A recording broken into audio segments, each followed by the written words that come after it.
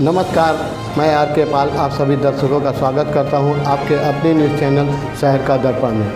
अब सभी खबरें विस्तार से।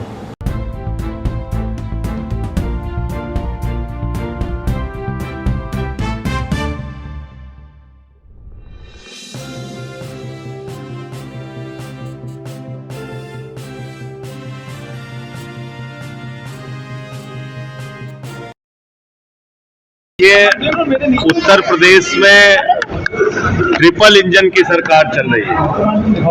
एक मोदी जी का केंद्र वाला इंजन, दूसरा योगी जी का राज्य वाला इंजन और तीसरा नगर निगमों में भारतीय जनता पार्टी का इंजन। तो ट्रिपल इंजन की सरकार उत्तर प्रदेश में चल रही है। हर मोर्चे पर यह सरकार फेल हुई है। अगर मैं मोदी जी की बात करूं तो 2 करोड़ नौकरियों के हिसाब से 18 करोड़ नौकरियां मिल जानी थी, नहीं मिली। अगर मैं मोदी जी की बात करूं तो महंगाई कम होनी थी, देश में नहीं हुई। 2022 15 अगस्त तक सबको पक्का मकान मिलना था, नहीं मिला। फसल का 2 गुना दाम मिलना था, नहीं मिला। अगर मैं नरेंद्र मोदी जी की सरकार की बात करूं तो सबके खाते में 15 लाख आना था, काला धन आना था, नहीं आया। नोटबंदी इन्होंने अलग से लागू की, जीएसटी लागू की।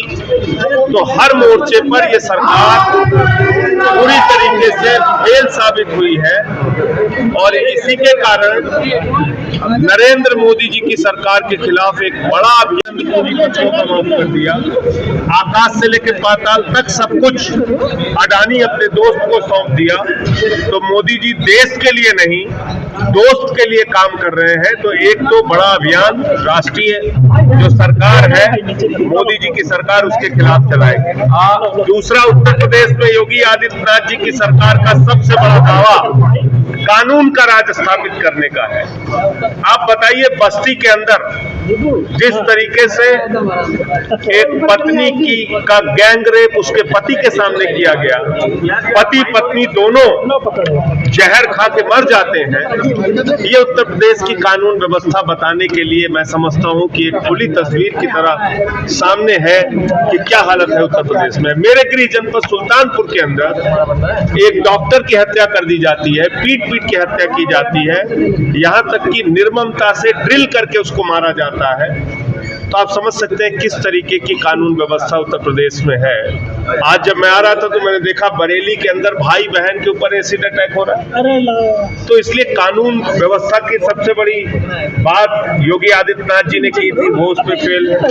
रोजगार देने की बात कही थी, यहाँ पे बड़े बड़े इन्वेस्टमेंट समिट होते हैं, जमीन पर कुछ निकल के आता नहीं। तो इन तमाम मुद्दों को लेकर आने वाले दिनों में हम लोग उत्तर प्रदेश के अंदर अभियान चलाएंगे।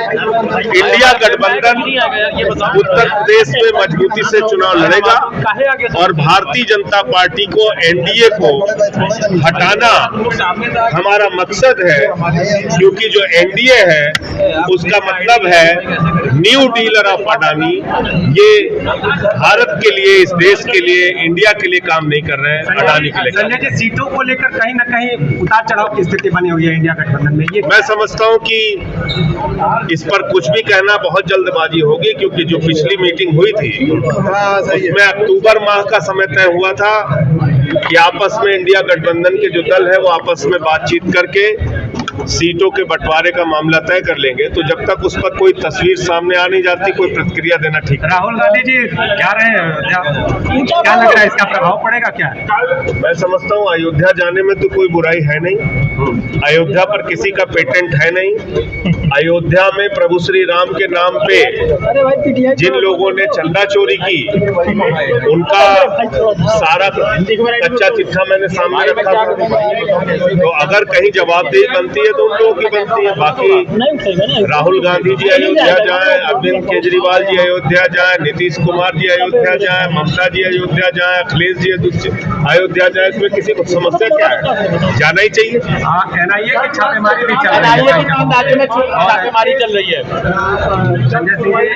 एनआईए की बड़ी छापेमारी चल रही है। देखिए, पहले इनकी बात का जवाब दे दो। मैंने मोदी जी की डिग्री पूछ ली तो उससे मोदी जी नाराज हो गए हैं। किससे? आप बताइए, अगर आप किसी विश्वविद्यालय में पढ़कर देश के प्रधानमंत्री बनेंगे तो उस विश्वविद्यालय को गौरवान्वित होना चाहिए या आपके ऊपर डिफेमेशन का मुकदमा करना चाहिए? गुजरात में यही मुकदमा मेरे ऊपर है कि मैंने मोदी जी की डिग्री पूछ ली थी, इससे विश्वविद्यालय का क्या अपमान कर दिया मैंने? विश्वविद्यालय को तो खुशी खुशी कहना चाहिए था कि हाँ, हमारे यहाँ से मोदी जी पढ़े, ये उनकी डिग्री है।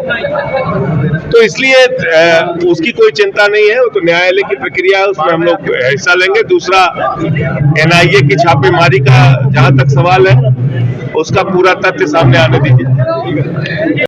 मत होइए कंफ्यूज, देखते रहिए शहर का दर्पण न्यूज़, क्योंकि खबरों की नब्ज पहचानते हैं हम। फिर अगले बुलेटिन में मुलाकात होगी, तब तक के लिए नमस्कार।